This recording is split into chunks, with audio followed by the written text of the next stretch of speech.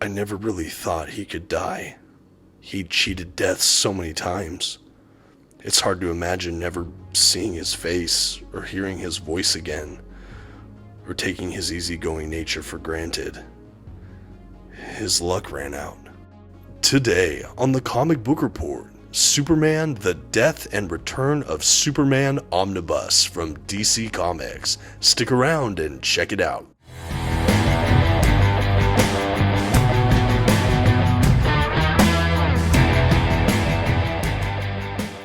Greetings from Metropolis, everyone. My name is Dominic, and today you're tuning in to the Comic Book Report, where we review comic books and graphic novels so you can get an idea of what to read.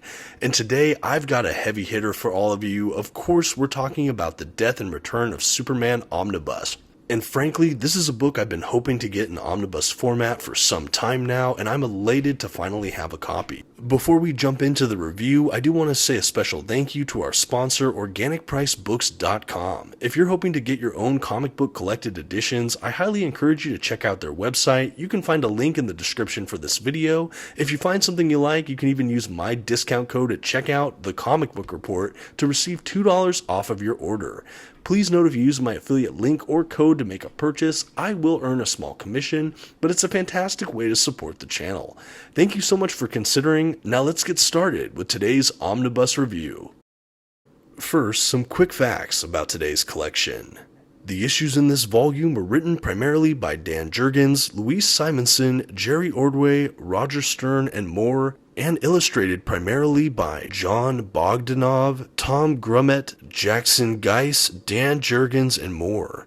The comics in this volume were first published by DC Comics beginning in 1992. As far as what it collects, this volume collects Action Comics issues 683 through 692 in annual number 5, The Adventures of Superman issues 496 through 505 and annual number 5, Green Lantern issue 46, Justice League of America issues 69 and 70, Superman the Man of Steel issues 17 through 26 and annual 2, Superman issues 73 through 83 and annual 5, Supergirl and Team Luthor Special Issue 1, NewsTime, The Life and Death of Superman, and Superman, The Legacy of Superman Issue 1. This is an oversized hardcover edition with a glued binding, glossy print paper stock, and a total of a whopping 1,370 pages. At this time, I'd like to issue a brief spoiler warning. I will be flipping through the contents of today's collection and commenting on plot points throughout. You've been advised. Okay, and here's our first look at that 2022 reprint of the Superman Death and Return of Superman Omnibus from DC Comics. Right from the jump, I absolutely love the dust jacket choice here. This newer edition, at least at the time of the recording, has that mostly black cover with, of course, the kind of tattered cape over the stick, making kind of a weathered looking flag. Just such striking, evocative imagery right from the jump. The spine is also really, really crisp, black with white font, and of course the kind of blood red Superman logo there dripping. Really a great looking spine. I love seeing it on the bookcase. It's really clean, it's simple, but it absolutely is so effective at selling this book right from the jump. And speaking of simple, the back is very much like the spine. We have black background with white type and that kind of bloody Superman logo. It is a very simple look. I think they could have done a splash more on the back, but honestly, I love how subdued they are with the dust jacket for this 2022 edition. I think with so many superhero comics being very loud and in your face, even on the dust jacket, I love how pulled back it is. It really conveys the gravity of this epic event, or at least the first part of it, the actual Death of Superman storyline. And speaking of dust jacket, as you can see, we're going to be doing one final big look at that dust jacket. The interior flaps you can see, on one we have Superman, on the other one we have Doomsday. No real writing here, just the art. I think this is absolutely incredible. I love the look of the dust jacket. Like I said, it's really just streamlined and effective, and I like that the actual insert part of the dust jacket, the flaps, have these characters. Really great design choice. I absolutely love it. As far as the under the dust jacket artwork, what's stamped on the book itself is also really gripping. It's a scene of the fight between Superman and Doomsday, and I am happy to say it is a full wrap around cover. Really great job here. I think it's so cool to see just the scope of this battle right under the dust jacket. Absolutely dig it. And now that we've taken a look at the exteriors, I do want to transition a moment to just talk about the binding of this book. Now, as far as I can tell, this is a straight-up glued binding, which for an omnibus that's almost 1,400 pages, it does concern me a tad. I'm worried how this is going to hold up in the long run, just having to glue down this big of a book. But so far, I've had no real complaints. There is a little bit of gutter loss, and you'll see that as I flip through the book. But overall, it is still pretty well made. I hope it stands against the test of time because I adore this collection. Okay, and as we jump into the book, the end pages are these great kind of newspaper clippings of the death of Superman, so effective. Then we have a great kind of title page, publication information, and pretty soon we have a page with the list of creators before the full-on table of contents down to issue number, kind of the title of the issue itself, and a page number. I love a full table of contents like this. This omnibus is an absolute dream. It's perfectly mapped as far as I can tell, and I just love a good table of contents. I'm a sucker for it. After that, we go right into kind of the setup for Doomsday, where he's coming, and we have these kind of ominous punching, fists of Doomsday, and we just know that this menace is on the horizon and coming. And after that, we're off to the races, folks. This is at a time where there were so many Superman books going on, and this event was just a big mega crossover, or actually these couple events, along with a couple different tie-ins from different DC Comics series, like Justice League of America, Green Lantern, things like that. A couple one-shot sort of specials.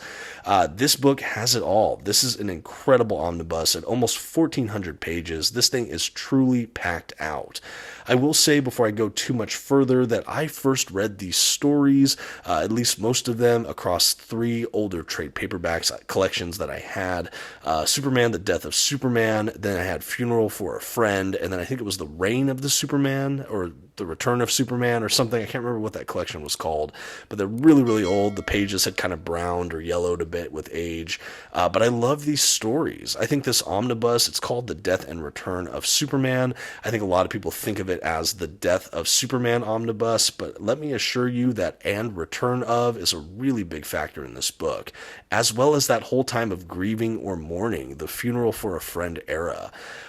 So let me just kind of break down this book for all of you that are interested. Yes, this does include the Death of Superman storyline, where it's Superman versus Doomsday, and it ends in an all-out brawl in the streets of Metropolis, where Doomsday and Superman fight to the apparent death. Really, really intense. And that leads into the next period, which is the Funeral for a Friend, which is kind of the rest of the DC universe, his friends, family, colleagues, other superheroes, all reacting to the death of Superman and what happens next, how they shift, what they do with what has happened. And that ultimately leads into kind of the reign of Superman / return of Superman era. And this is where we have a couple different Supermen show up in the Metropolis area. We have a Superboy. We have a cyborg Superman who's claiming to be the authentic Superman. We have another kind of alien-powered Kryptonian Superman who we find out is the Eradicator. And we have Steel, John Henry Irons, who takes on this metal suit with the Superman logo. And these 4 Superman kind of all vie for the mantle of Superman. I think 3 of them are all claiming to be Superman: the Cyborg, the Eradicator, and Superboy. John Henry Irons, Steel, is not trying to be Superman, but he's trying to inherit kind of the spirit and mantle of Superman. It's almost like he's carrying the heart and just overall spirit of what Superman was. And he's sort of an Iron Man light with a gigantic hammer. Really cool, striking character here. But anyway, these distinct storylines within this omnibus are really just kind of the big earmarked chapters of this book. The Reign of the Superman era is also where we have the return of the real deal, authentic Superman. Love all of this. Love to see it all included here. I really can't believe how much they pack into this one omnibus volume. It really is quite breathtaking. During the Death of Superman era here, we also have the number of panels kind of decrease until the actual death of issue is just single panel splash pages. This was such a cool artistic flourish that we had leading into the big day, the big event, as the kind of scope of the battle just got more intense and gripping and all-consuming. I just love it. I think that this battle back and forth between Doomsday and some of the other heroes in the DC universe, and ultimately between Superman and Doomsday, is it's really everything you want. It's a great fight 'em up action story. It has some intense character drama, and it's some of the 90s best in my opinion. This is such a historic book. I know it's broken sales records, I believe.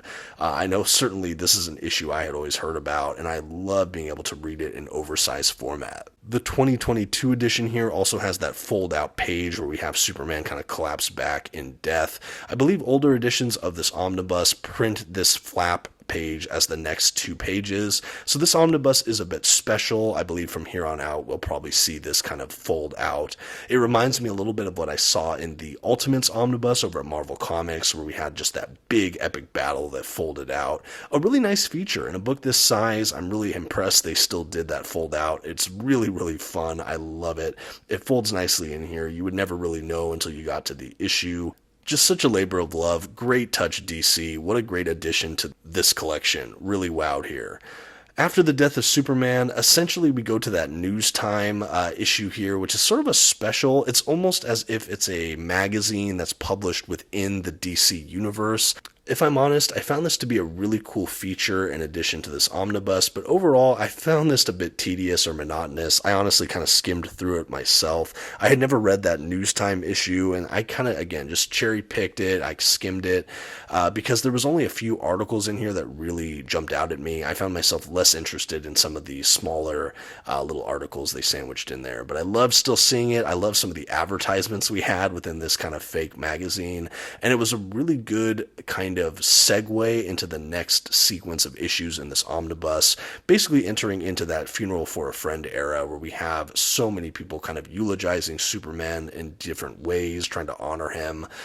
There's a great Justice League issue that has all these superheroes and people in the superhero community just kind of congregating at the Justice League headquarters as if they don't know where else to go, and they needed a place to honor this just kind of titan within their industry, this colleague, this friend in some cases. And I like that we had so many different teams of heroes just kind of all flock there. And there's a moment where they actually take on these sort of armbands that have the Superman sigil on it as a way to honor him and his legacy. And they just kind of process their grief and what to do about it. I think that this was just such a real way to address the death of a major superhero character. I know that there's kind of that adage with comics of like, you know, comic characters don't stay dead. Of course, there's a couple exceptions, but for the most part, if a major character dies, you'll see them come back within a few years. And I think that it was all but given that Superman would eventually return, but that doesn't make this death issue any less powerful, at least in my mind. And I think to have so much time spent in that funeral for a friend era where we have so many people reacting to his death, it just makes it feel that much more real. And I really loved it. I feel like some of the reactions we got from these characters grieving or trying to address the death of Superman were really powerful and felt really earned. I like how some of the characters who maybe didn't like him the most or didn't even know him that well dealt with it, you know, because it was just such a shift within their whole world. And I think that it's so cool to see how this big event just shifts so many people's lives within this fictional universe. And I think that overall, this arc within the omnibus is one of the most underrated gems of the book.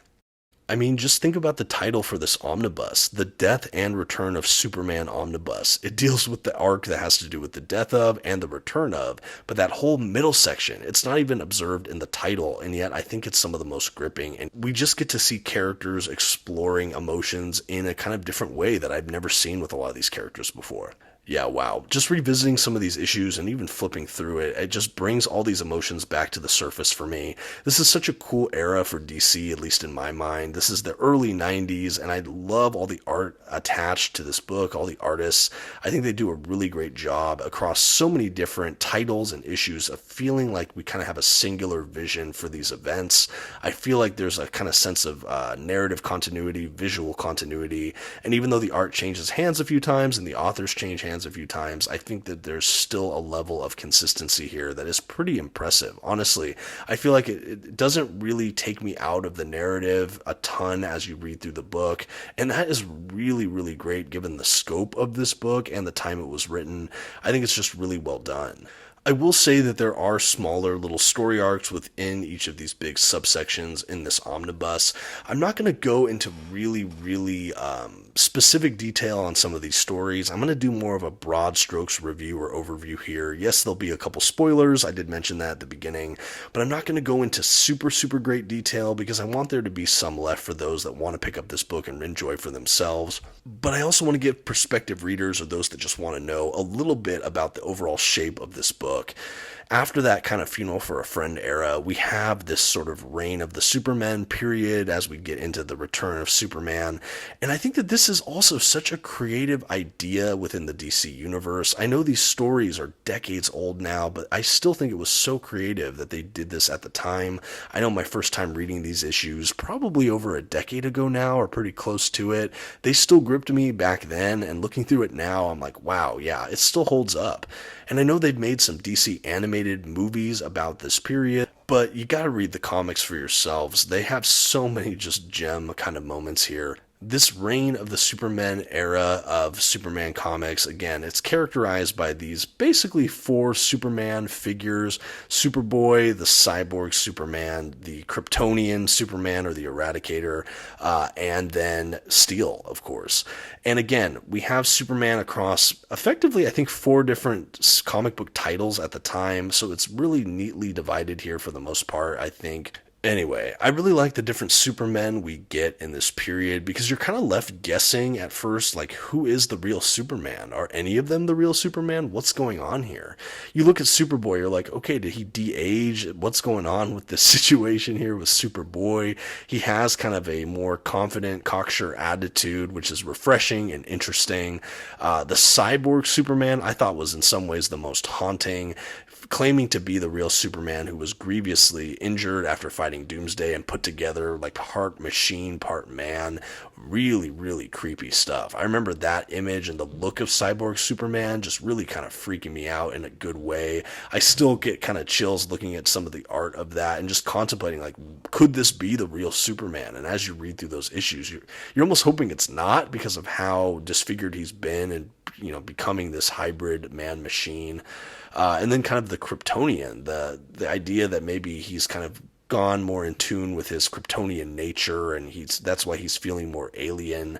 And then coming to slowly find out that that's a being known as the Eradicator, and it's kind of a villainous presence. Really just impressive stuff. I think Cyborg Superman as well.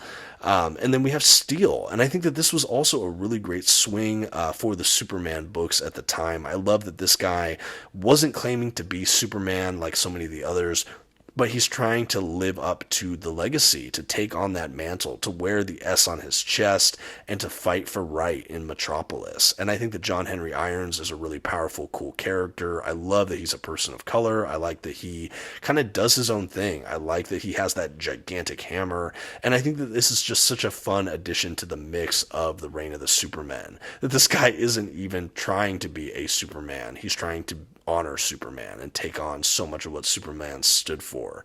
I think you just cover so many bases with the actual four Supermen here, and I'm pretty sure if you wanted to, you can delve deep and analyze the four distinct Superman characters and how they each carry a facet of Superman in a way. I'm not really sure, but honestly, I think that there's something there that you can dive into for those that want to. I, for one, is just a casual fan here, just from surface level. I love the array of Supermen we got. I love that I was going through some of the confusion I'm sure the people of Metropolis were going through at the time of, is this Superman? Is this one really Superman? Is this one the one that's taking on the mantle? What even happened here? What's the full story? I thought our Superman died, so who are these people? Are they pretenders? Are they Superman? Who is it? I think that you as a reader can kind of mimic the journey of so many of the citizens of Metropolis, and I think even how that's set up is really well done. At this point, there are several issues that just develop the different Superman characters, and I think that it just works really effectively, like I mentioned earlier. I think as we begin to sour on a few of these characters, namely Cyborg Superman and the Eradicator, once we start to get the villainous undertones and then overtones of their storylines, at that point, I am absolutely glued. I am riveted to the storyline. It becomes an absolute page-turner for me, and it becomes something just truly memorable. I think that the characters that are best really rise to the surface around this period. And again, it's fun to see how Superman's supporting cast of characters addresses some of these changes. It's cool to see how Metropolis handles the news of these different characters, and then ultimately some of their fall from graces and how everything like that is addressed. The inclusion of the character of Mongol is also pretty cool here. I just really like it. I think that how that whole plot line just sort of ultimately unfolds and begins to pay itself off really just leads well into the actual full-fledged return of our favorite Superman. As far as how that's handled as well, I think it's also really fun and exciting. Again, a bit of spoilers here if you've never read The Return of Superman. I love the black and silver suit. We have Superman return in an all-black suit that's kind of accented with silver, and he has long, kind of like a black mullet of hair there, and he's just acting a bit different. We know that this is our Superman, but he's also a bit depowered, and I think that that's a really fun wrinkle. As far as how he returns as well, I think it all is handled really nicely. I like that once he even shows up, at this point, after you've kind of maybe been betrayed by a couple of these Supermen that you've been asking for the last couple hundred pages, are you Superman or not? When you see the return of the real Superman, you're a little bit dubious. You're a little bit cautious as you try to read it. At least I was the first time. And I think that that really mirrors, again, some of the characters in this universe. Even Lois Lane questioning, is this Superman? And I think some of the dialogue there between Lois Lane and Superman when he returns are some of the most powerful and gripping. I think that, like, obviously, the death of Superman when Lois is kind of cradling his body is absolutely gut-wrenching and horrifying. But the interaction between Superman and Lois when he comes back is almost equally powerful and great. And I really love that. There's also a pretty memorable panel of when they're doing kind of the Return of Superman that they're talking about how Metropolis is in danger and it's in trouble, and you just have the black suit Superman saying, "Metropolis over my dead body." And I just think it's so cheesy and on the nose, and it feels like 80s action hero kind of dialogue. And I know this is the 90s, but it really just works for me. I love it. At that point, I was just like cheering and screaming, like, yeah, this is my Superman. I mean, maybe not screaming, but I was just fully sold, fully on board. I, for one, absolutely embraced the Return of Superman. I think it was super well earned. And honestly, when I think about the scope of this omnibus and everything it collects, it is just one of my favorite Superman omnibuses of all time. And yes, DC, I wish we kind of pumped out a little bit more omnibuses for Superman, but again, of the ones I have, this is probably the most memorable. I think that this is such an iconic and important chapter in the history of our favorite Blue Boy Scout, and I think that every comic book fan out there, particularly DC comic book fan, and certainly Superman fan out there, this is a must-read DC just series of events here. This is a breathtaking book that had really real ramifications throughout the DC universe. I love to see all the characters deal with the death and return of Superman. One of the things I love about this book most, and it's something I've noticed with things like the Infinite Crisis Omnibus and even the 52 Omnibus, is that even though this is essentially a Superman omnibus, a Superman collection, I really feel like we get to know more about the DC universe as a whole. And I think that that's something that this book doesn't really sell itself as, but it should. It really should show how this implicates so many other areas within the DC universe, the superhero community, even the villain community. It just touches so much, and this affected so much. And I think that we get a deeper appreciation for the DC universe as a whole, not just the Superman universe, with a book like this. In the same way that when you read Infinite Crisis or 52, which were again more DC event books and are more designed to fill out that world, I think that I got a similar feeling going through this as well, just feeling like, hey, this really touches so many corners of the whole DC universe, and because of that, this book feels even more full. It doesn't feel like I'm reading a character-centric omnibus at all times, although yes, it is very Superman heavy, or Supermen heavy in the case of the back portion of this book.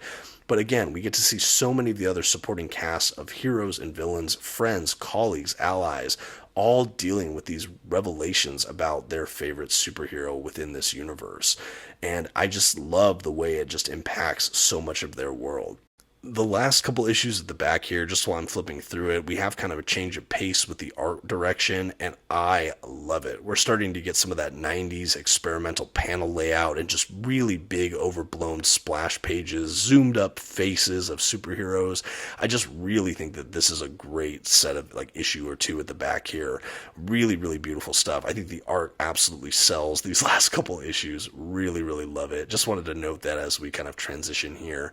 The other thing I want to talk about as we reach toward the back of this book is that yes, this does include some bonus content. I was really happy to see that. This is a huge book, like I've mentioned a few times throughout this video. It's loaded with so many actual comic book issues, but I love with its almost 1,400 page count, they still found time to include a good handful of extras. With a book this iconic and this edition feeling like such a commemorative piece of DC history, I think we would have really, really felt the lack of extras. So I'm so happy DC felt the need to include so many in this book.